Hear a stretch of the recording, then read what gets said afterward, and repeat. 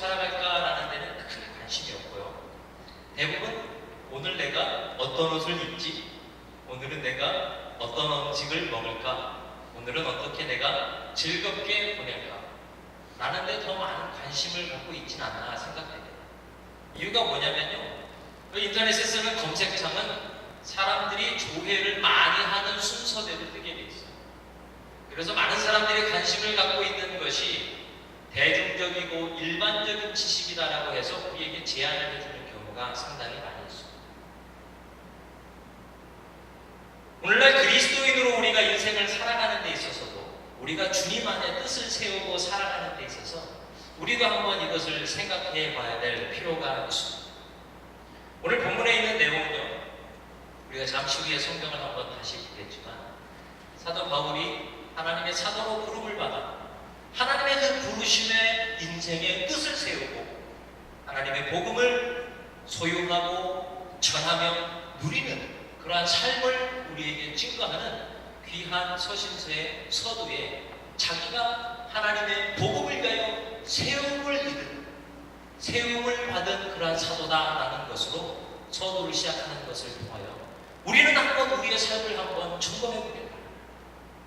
과연 우리가 이 인생을 살아갈 때 나는 어떠한 뜻을 세우고 어떠한 부르심을 받아 어떠한 인생의 계획을 갖고 살아가고 있는가, 우리 또한 한번 점검해 볼 수 있기를 예수님의 이름으로 축원드립니다. 오늘 본문의 내용에 보면요, 우리 1절부터 4절에 한번 보면 복음을 위한 세움을 받은 바울이 복음을 소유한 삶에 대해서 과연 복음이 어떤 것인가에 대해서 설명하는 부분이 나옵니다. 먼저 사도 바울이 이야기하는 예수 그리스도의 십자가의 복음은 예수님이 전하셨던 십자가의 복음하고는 약간 방향이 살짝 다릅니다. 예수님이 전하셨던 그 예수님의 복음은요, 예수님이 공생애를 처음 시작하실 때에 외치셨던 것과 같이 회개하라, 천국이 너에게 가까웠느니라 라고 설명하신 것과 같이 예수님 자신이 이 땅에 오신 하나님의 본체, 이 땅에 오신 하나님의 나라의 주체와 주권자이심을 이야기합니다. 이걸 다시 말하면 뭐냐, 복음 그 자체는 예수 그리스도다라고 이야기하는 것입니다. 그 복음은 곧 하나님의 나라인데, 그 하나님의 나라가 이 땅에 왔으며 누구든지 예수 그리스도를 영접하는 사람이 이제는 하나님의 소유된 하나님의 나라 안에서 하나님의 법과 질서 가운데 참 자유를 누리는 사방에서 생명으로 옮기워진 예수 그리스도와 동행하는 하나님의 나라의 소유된 객체가 된다는 것이 예수님이 전하신 복음의 핵심이었습니다. 그런데 바울이 전하는 예수 그리스도의 복음의 내용은 살짝 접근 방법이 다른데요. 그것은 왜냐? 사실은 사도 바울은 하나님 은혜 가운데 부름받은 인간이었지 하나님의 나라 본체가 아니셨습니다.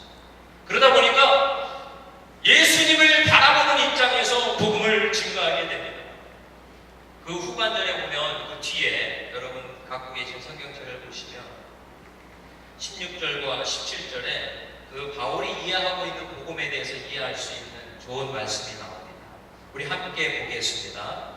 내가 복음을 부끄러워하지 아니하노니 이 복음은 모든 믿는 자에게 구원을 주시는 하나님의 능력이 되리라. 첫째는 유대인에게요 또한 헬라인에게로다. 복음에는 하나님의 의가 나타나서 믿음으로 믿음에 이르게 하니 기록된 바 오직 의인은 믿음으로 말미암아 살리라 함과 같으니라. 아멘. 할렐루야. 바울이 전하기를 원했던 이 복음은요, 믿음으로 말미암아 구원받는 복음입니다. 영원히 죽을 수밖에 없는 죄의 노예, 이 세상의 성공과 번영의 노예로 살 수밖에 없는 연약한 죄인이 예수 그리스도가 참 구주되심을 믿고 그러한 삶에서 건져내음을 받아 이제는 하나님 앞에 믿음으로 의롭다함을 덧입어 하나님의 거룩한 백성으로 살아가는 것, 이것이 바로 복음을 받아들이고 누리는 사람들의 삶의 특권과 축복이 되는 것입니다. 반대로 이야기하면요, 이러한 복음을 영접하지 못하고 예수 그리스도를 마음속에 영접하지 못하는 사람은 구원의 대상에서 제외되며 심판의 대상에 이른다라는 것이 반대적인 역설적인 구원의 표현이었던 것입니다. 이러한 예수 그리스도의 십자가의 복음을 증거하기를 원했던 사도 바울이 1절부터 3절을 통하여서 예수 그리스도의 복음이 무엇인가를 크게 두 가지로 압축하며 설명합니다. 2절에 보니까요, 이 복음은 하나님의 선지자들로 말미암아 그의 아들에 관하여 성경에 미리 약속되신 것과 3절에 이 아들로 말씀하면 육신으로는 다윗의 혈통에 나셨고 성결의 영으로는 죽은 가운데서 부활하여 능력으로 하나님의 아들로 인정되셨으니 곧 우리 주 예수 그리스도시라. 할렐루야.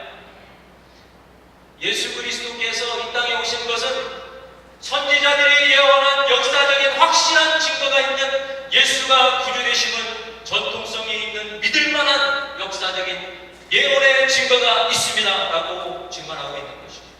두 번째, 예수 그리스도의 십자가의 복음은 얼마만큼 믿을만한 것이냐? 성결의 영 거룩한 성령으로 말미암아 죽은 자 가운데서 친히 부활하셔서 모든 믿는 자의 산 소망과 첫 열매가 되신 부활하신 예수 그리스도를 믿는 것이 진정한 성령의 능력으로 이루어진 하나님의 영적 권위가 그 복음 안에 숨겨져 있다는 것을 이야기하고 있는 것입니다. 사랑하는 성도 여러분, 인간은 살다가 죽을 수밖에 없는 제한적인 육신을 가지고 시간과 공간을 점유하며 살아갈 수밖에 없습니다. 하지만 누군가가 이 제한된 공간과 시간 속에 살아가고 있는 인간이 예수 그리스도의 예언적인 계시와 예수 그리스도의 성령의 능력으로 말미암아 이루어진 그를 믿음으로 말미암아 구원받는 이 복음의 사건을 믿고 예수 그리스도를 마음속에 구주로 영접하며 하나님과 동행하며 살아가를 결단하고 믿음으로 동행하는 순간 저와 여러분의 삶은 제한된 속성 가운데 제한된 인생이 아닌 영원한 하나님의 나라에 소유된 영원한 백성으로 거듭나며 살아가게 되는 줄 믿습니다. 할렐루야. 이것이요 복음을 소유한 삶의 부요함인 줄 믿습니다. 우리 옆에 분에게 함께 인사 나눕시다. 복음을 소유한 삶을 삽시다.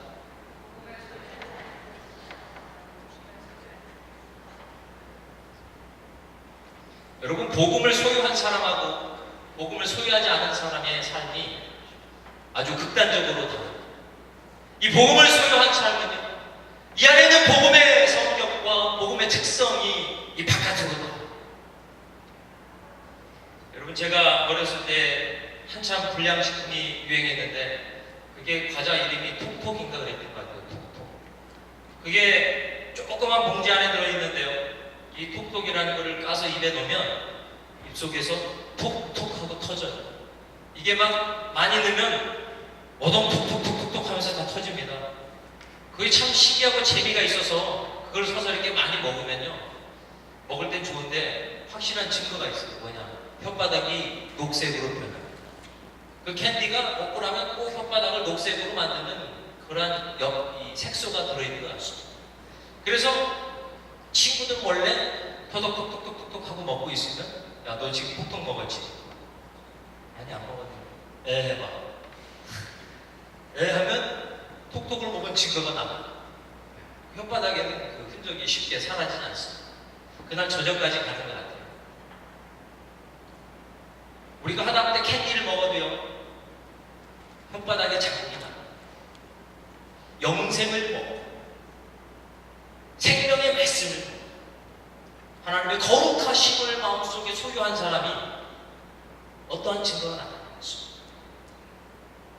이 복음을 소유한 사람은 이 복음의 능력과 복음의 위대함이 우리 마음 가운데 깊이 하고 새겨져서 우리의 표정과 우리의 말씨와 우리의 발을, 우리의 삶의 방향과 모든 것에 영향을 미쳐서 복음의 능력이 나타나는 줄 믿습니다.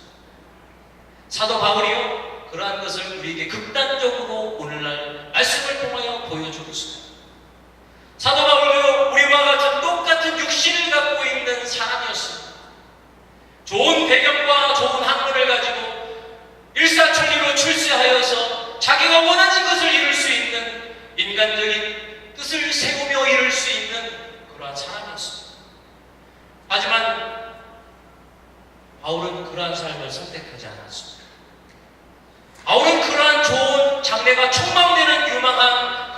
인생의 조건을 갖고 있었음에도 불구하고 그는 예수 그리스도의 십자가의 복음을 그 마음속 깊이 알아새기고 그 복음의 내적인 영적인 능력과 권위 가운데서 복음의 능력을 소유한 삶으로 살기를 결심하며 자기 모든 계획보다 먼저 복음을 세우는 데 있어서 인생을 디자인하고 하나님 앞에 쓰임받은 그런 복음 위에 세운 삶을 우리에게 모델로 보여주고 있는 줄 믿습니다. 사랑하는 참빛교회 성도 여러분, 여러분 미국에 왜 오셨습니까? 여러분 미국에 어떻게 오시게 되었습니까? 계획했던 것보다 혹시 더 오래 있는 분은 안 계십니까? 계획했던 것보다 훨씬 늦게 오신 분은 없습니다. 하지만 그런 분들 모든 분들에게 만나서 이야기를 들어보면요, 나름 계획이 있고 나름 뜻이 있었습니다. 어떤 분들은 그 뜻이 이루어져서 나름 만족하며 기뻐하며 살아가지만 어떤 분은 때로 그 뜻이 이루어지지 않아서 좌절하고 낙심하며 살아가는 것 또한 우리는 쉽게 볼 수 있습니다. 하지만 우리가 잊지 말아야 될 것은 만약 저와 여러분이 내가 세운 뜻이 이루어졌거나 내가 세운 뜻이 이루어지지 않아, 그건 중요하지 않습니다. 저와 여러분을 향하여서 세우기를 원하셨던 복음을 소유한 삶을 세우기를 원하신 예수 그리스도의 소망이 우리 마음 가운데 세워진다면 저와 여러분은 주님 안에서 성공한 사람인 줄 믿습니다. 할렐루야. 우리 옆에 분에게 한번 고면합시다. 당신은 복음을 세웠으니 인생을 성공한 것입니다.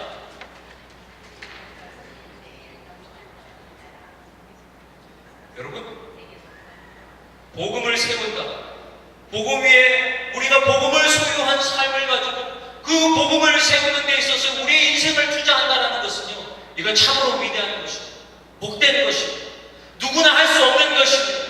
오직 예수 그리스도의 그 위대하신 사랑을 깊이 경험하고 사망에서 생명으로 옮기워진 하나님의 백성만이 결단할 수 있는 소중한 결정이 내가 복음을 위하여서 나의 삶을 세우겠다라는 것입니다.